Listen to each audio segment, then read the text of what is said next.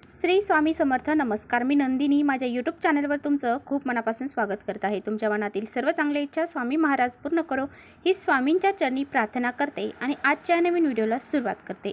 तर आज वार आहे गुरुवार आणि आज आलेली आहे वरुथिनी एकादशी.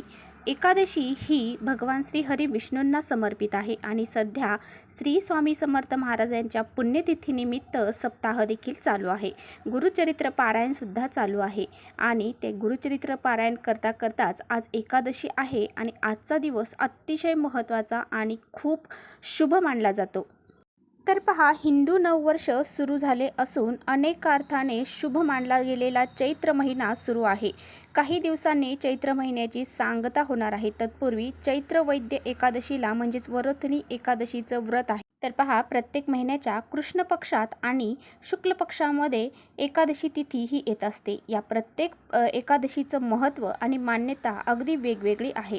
तसेच प्रत्येक एकादशीचे नावेही अगदी वैशिष्ट्यपूर्ण आहेत. या एकादशीच्या नावावरूनच त्याचे वेगळेपण आणि महत्त्व विशद होत आहे.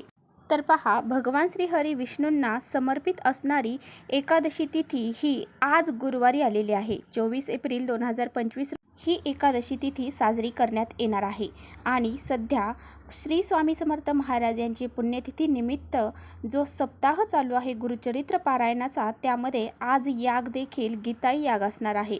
म्हणून हा दिवस जो आहे ना, अतिशय महत्त्वाचा आणि खूप शुभ मानला गेलेला आहे. वरुथिनी एकादशी जी आहे, तर या दिवशी आपल्याला काही प्रभावी उपाय देखील करायचे आहेत. तर आजच्या व्हिडिओमध्ये मी तुम्हाला अतिशय प्रभावशाली उपाय सांगणार आहे. आज संध्याकाळी आपल्याला कापूरसोबत ही एक वस्तू घरामध्ये अगदी जाळायची आहे. सर्वांनी आजच्या दिवशी हा उपाय करायचा आहे.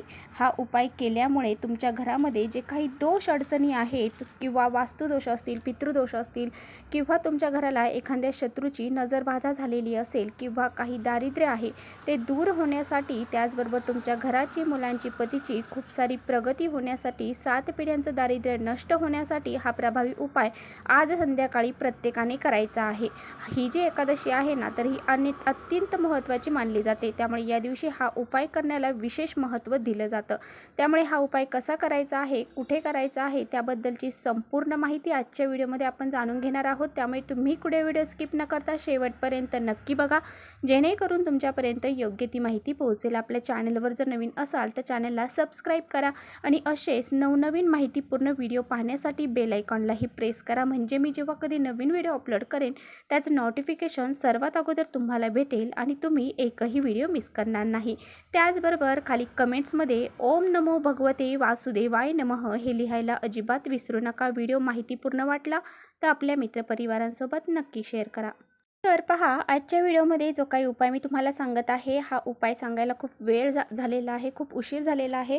परंतु सध्या पारायण चालू आहे आणि मी सुद्धा सार्वजनिक पारायणमध्ये बसलेले असल्यामुळं मला हा उपाय टाकण्यासाठी वेळ झालेला आहे. त्याबद्दल तुम्हाला क्षमा मागते. तर पहा, आज संध्याकाळी हा प्रभावी उपाय तुम्ही 6 वाजल्यापासून ते रात्री 12 वाजेपर्यंत करायचा आहे.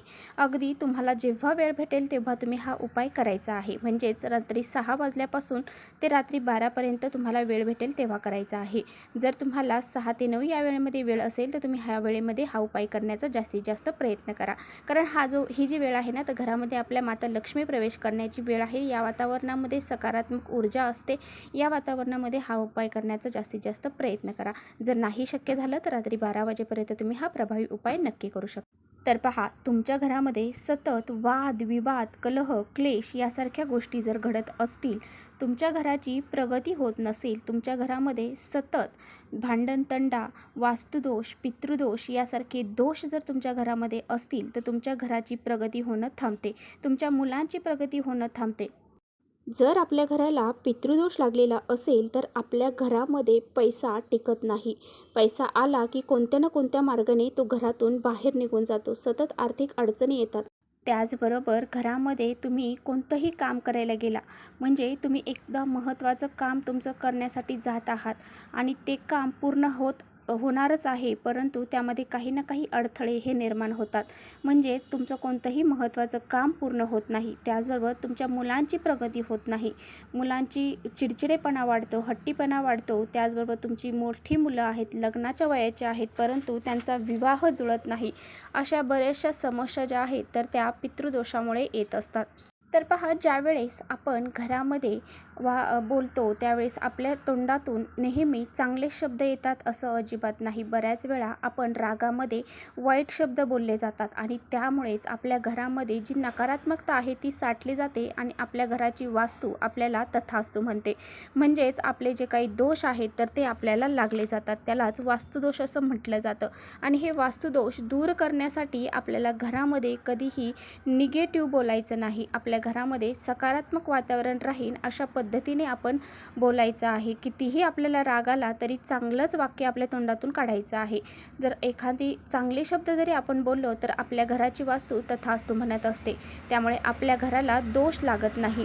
त्याचबरोबर बघा, आपल्या घरामध्ये एखादा शत्रू आहे किंवा तुमच्या आसपास एखादा शत्रू आहे आणि तो तुमची प्रगती होण्यापासून थांबवत आहे.